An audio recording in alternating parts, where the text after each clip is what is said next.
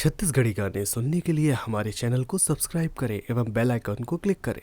Shri Janaki studio प्रस्तुत करते हैं ये सुंदर गीत।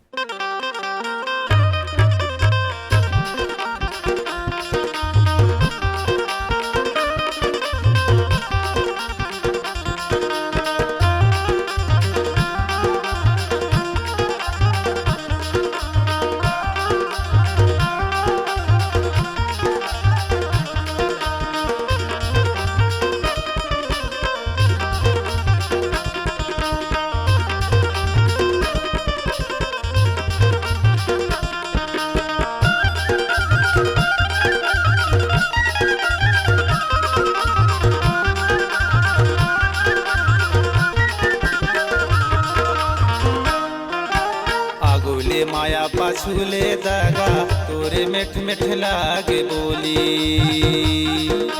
न जाने रे हो माया लागोरी मोरे कारे हंसी ठिठोली तोरे मन के कल्पना ला जान डरावो ते मिठी लबरी टोरी तोरे मन के कल्पना ला जान डरावो ते मिठी लबरी टोरी आगुले माया पाछूले दगा तोरे मिठ मिठ लागे बोली नहीं जाने रहो माया ला राजा मोरे करे ते हंसी ठिठोली तोर मन के कल्पना ला जान डरो रे ते मिठला ब्रटूरा तोर मन के कल्पना ला जान डरो रे ते मिठला ब्रटूरा।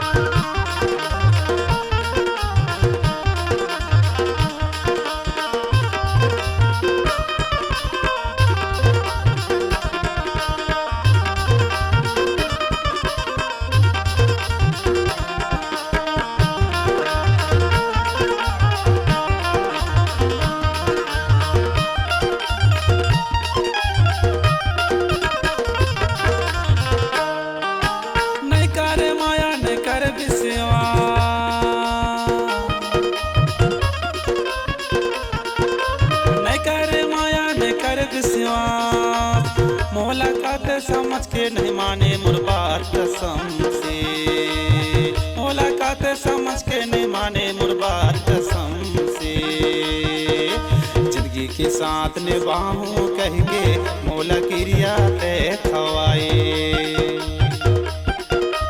पत्थर में माया बसा के गोरी मोला छिन छिन में रवाए तोरे मन के कल्पना ला जान डरावो ते मिठी लबरी टोरी तोरे मन के कल्पना ला जान डरावो ते मिठी लबरी टोरी।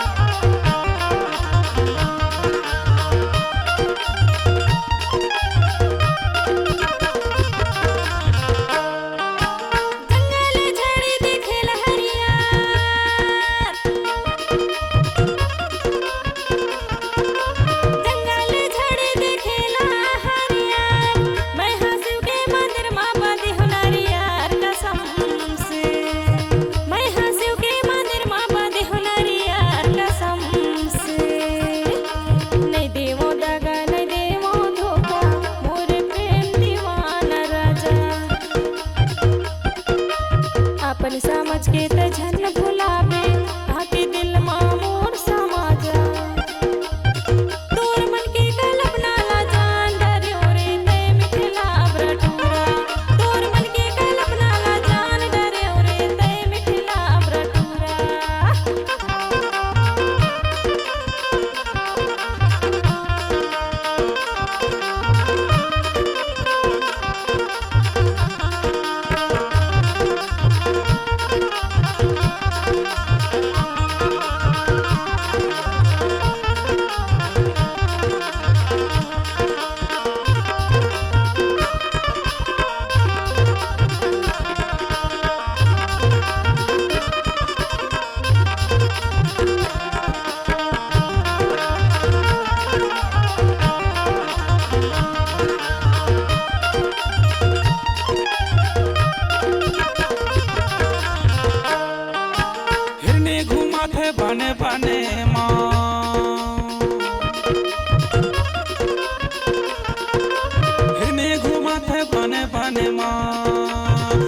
सुर कहायत है मने मने माँ कसम से, तोर सुर कहायत है मने मने माँ कसम से।